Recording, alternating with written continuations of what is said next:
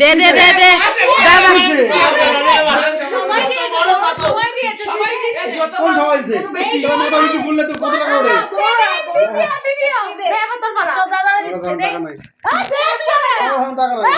হ্যাঁ হ্যাঁ বাসরাতটা আমি ঠিক এভাবেই এনজয় করে কাটিয়েছিলাম।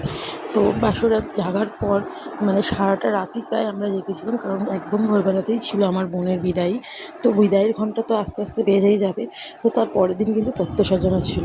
এরপর আরেকটা এক্সপিরিয়েন্স আমি বোনের বিয়েতে করেছিলাম, তার কারণ আমার 7 মান্থ প্লাস বেবি, আর ওর যেখানে শ্বশুরবাড়ি সেখানে কিন্তু আমাকে মোটামুটি 4 থেকে 5 ঘন্টার একটা বাস জার্নি করে যেতে হয়েছিল। তো সেই জার্নিটা কিন্তু আমার খুবই স্মুথ ছিল, কারণ আমার মেয়ে কিন্তু সত্যিই খুব লক্ষ্মী মেয়ের মতো ছিল। আমি ভাবতেই পারিনি যে এইটুকু ছোটো বাচ্চাকে নিয়ে এতটা ট্রাভেল করতে পারবো। তো খুব সুন্দর ট্রাভেল করেছি। খুব একটা ওখানে গিয়ে কিন্তু ভিডিও করতে পারিনি, কারণ অনেক রাতে পৌঁছেছিলাম। ওদের ওখানে মোটামুটি সব লোকজন খাওয়া দাওয়া করে চলে গিয়েছিল। আমরা তখন গিয়ে পৌঁছিলাম মানে রাতের 11টা থেকে 11:30টায় গিয়ে আমরা পৌঁছেছিলাম। আর আমাদের বাস ছেড়েছিল কিন্তু সন্ধেবেলা 6টায়। তো প্রচণ্ড দেরি হয়ে গিয়েছিল। তো এটাই কিন্তু আমার লাস্ট ভিডিও, কারণ বৌভাতের খুব একটা ভিডিও ক্লিপিং ওখানে নেওয়া হয়নি। আর এই যে এখানে বিদায়ের ঘন্টা কিন্তু বেজে গেল অবশ্যই। এই যে বোনের মুখ চোখ দেখো শুকিয়ে গেছে আস্তে আস্তে। কিন্তু সত্যি কথা, মেয়েদের বিদায়ের সময় কিন্তু মানসিকতাটা যেটা থাকে সেটা কিন্তু বলে বোঝানো যায় না। আমার বিদায়ের সময় আমি কিন্তু নিজেকে অনেক স্ট্রং রেখেছিলাম, কারণ আমি জানি আমি যদি কাঁদি আমার মা পুরোটাই ভেঙে যাবে। প্রথম থেকে ভেবেছিলাম যে আমি একটুও কাঁদবো না। আমি কিন্তু কাঁদিনি। লাস্ট পর্যন্ত বাবাকে দেখে আর সামলাতে পারিনি, সারা গাড়িতে কাঁদতে কাঁদতে গেছিলাম।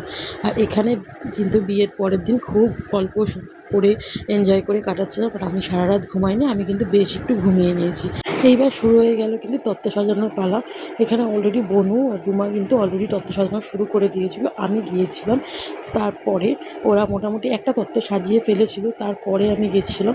আর এই যে তত্ত্ব সাজাতে গিয়ে কিন্তু প্রচুর আনন্দ করেছি। প্রায় 3-4 ঘন্টা আমি এখানে তত্ত্ব সাজাচ্ছিলাম। আমরা বসে বসে বৌদি আমি খুব আনন্দ করেছি। আর এটা ছিল কিন্তু বৌভাতের দিন সকালে।